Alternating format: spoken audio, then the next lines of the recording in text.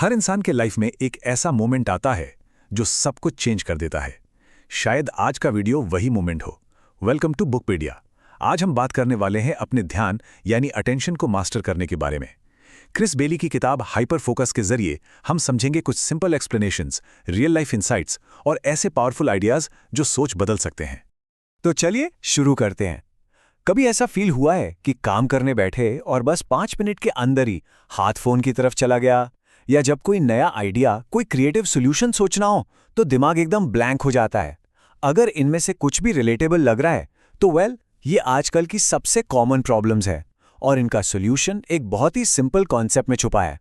और वो कॉन्सेप्ट ये है, इस बुक का जो कोर आइडिया है ना, वो ये है कि हमारे दिमाग के पास दो सुपर पावरफुल मोड्स हैं। पहला है हाइपर फोकस। ये वो मोड है जब हम किसी एक काम में पूरी तरह से खो जाते हैं, प्रोडक्टिविटी और काम खत्म करने के लिए।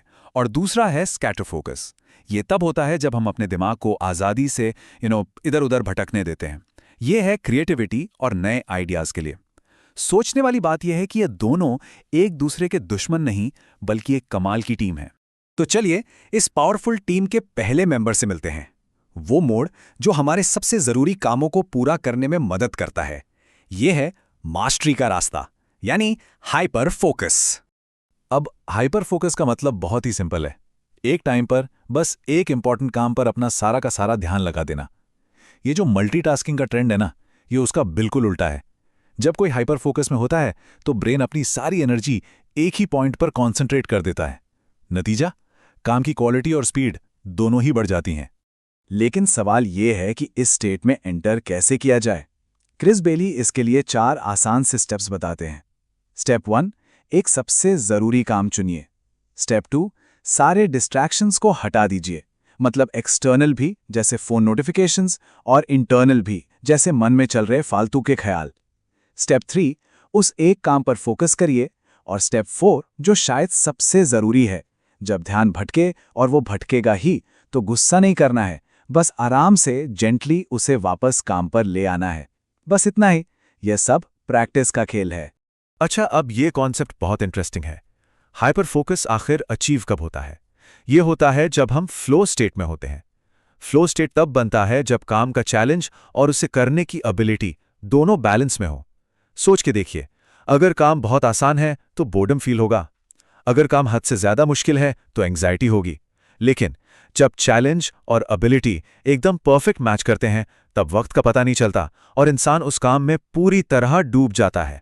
बस इसी को कहते हैं फ्लो। तो इससे प्रैक्टिकल लाइफ में कैसे लाएं? घंटों तक फोकस करने की कोई जरूरत नहीं है। शुरू करने के लिए दिन में बस एक 45 मिनट का हाइपर फोकस ब्लॉक रखिए। फोन को साइलेंट करके कहीं दूर रख दीजिए, दरवाजा बंद कीजिए और बस वही 4 स्टेप्स फॉलो कीजिए जिनकी हमने बात की। सिर्फ 45 मिनट्स। रिजल्ट्स देखकर यकीन नहीं होगा। ठीक है, तो हाइपर फोकस से काम तो हो जाएगा, लेकिन नए आइडियाज कहां से आते हैं? वो out of the box solutions कैसे मिलते हैं? यहां एक ट्विस्ट है। उसका सीक्रेट फोकस करने में नहीं, बल्कि फोकस हटाने में है। आइए क्रिएटिविटी के इस अनोखे सीक्रेट को समझते हैं। Welcome to scatter focus.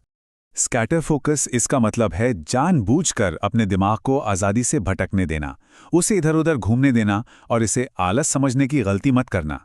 ये एक बहुत ही एक्टिव प्रोसेस है जिसमें हमारा सबकॉन्शियस माइंड पर्दे के पीछे काम करता रहता है। ये आसान भाषा में हमारे ब्रेन का हिडन क्रिएटिव मोड है, जो तब ऑन होता है जब हम कॉन्शियसली रेस्ट कर रहे होते हैं। इसे एक सिंपल एनालॉजी से समझते हैं। मान लीजिए कि हमारा दिमाग एक बहुत बड़ा स्टोर रूम है जहां अलग अलग इंफॉर्मेशन के डॉट्स बिखरे पड़े हैं। जब हम हाइपर फोकस में होते हैं तो हम बस एक ही डॉट पर काम कर रहे होते हैं, लेकिन जब हम स्कैटर फोकस में जाते हैं तो हमारा दिमाग उस स्टोर रूम में आज़ादी से घूमता है और अचानक अलग अलग डॉट्स के बीच नए कनेक्शंस बना लेता है, और यही नए कनेक्शंस नए आइडियाज और सॉल्यूशंस के रूप में सामने आते हैं। तो इसकी प्रैक्टिस कैसे की जाए? ऑथर 3 सिंपल तरीके बताते हैं। नंबर 1, जैसे ही कोई नया आइडिया मन में आए, उसे फौरन कहीं लिख लें, इससे पहले कि वो गायब हो जाए। नंबर 2, किसी प्रॉब्लम के बारे में थोड़ा सोचिए और फिर उसे छोड़कर कोई हल्का फुल्का काम करने लगिए, जैसे कि वॉक पर चले जाना। और नंबर 3, जब भी कोई आदत वाला काम कर रहे हों, जैसे नहाना या गाड़ी चलाना, तो अपने दिमाग को आज़ाद छोड़ दीजिए, फोन साइड में रखिए। बेस्ट आइडियाज अक्सर ऐसे ही मोमेंट्स में ही स्ट्राइक करते हैं। और इसे आज से ही शुरू किया जा सकता है। एक सिंपल सा काम, रोज लंच के बाद फोन को जेब में रखिए और बस 10 से 15 मिनट की वॉक पर निकल जाइए। बिना म्यूजिक, बिना पॉडकास्ट, बस अपने दिमाग को खुला छोड़ दीजिए। देखना, दिन भर की छोटी मोटी उलझनें कैसे खुद ब खुद सुलझने लगती हैं और नए आइडियाज आने लगते हैं। तो अब तक हमने हाइपर फोकस और स्कैटर फोकस दोनों को अलग अलग समझा, लेकिन सबसे क्रूशियल बात अब आती है। असली पावर किसी एक मोड में नहीं है, बल्कि इन दोनों के परफेक्ट बैलेंस में है, और यही हमारा एक्शन प्लान है।